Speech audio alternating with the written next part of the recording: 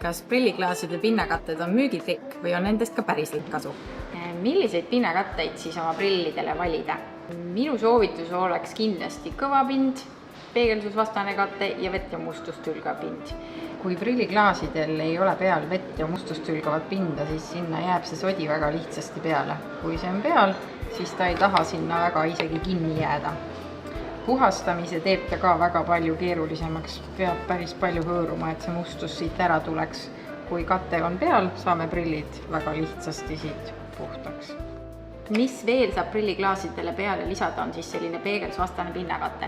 Et kui nüüd vaadata siit minu prilli, siis siin on näha, et kerge rohekas jääkpeegeldus on peal. Ehk siis see klaas võtab ära siis häirivad peegeldused kõik meie päevavalguslambid, kuvarilt, telefoniekraanilt, et me näeksime ise siis paremini. Erinevatel prilliklaaside tootjatel on siis erinevat värvi peegeldusvastase kattega siis sellise jääkpeegeldusega klaasid. Et võtame siis arvesse ka seda, et nad raamiga võimalikult hästi kokku sobiksid. Autojuhtidele mõeldud prilliklaasidel on selline punakam oranžikam jääkpeegeldus, mis aitab siis vastu tulevate autode valgusvihkude hulka siis vähendada.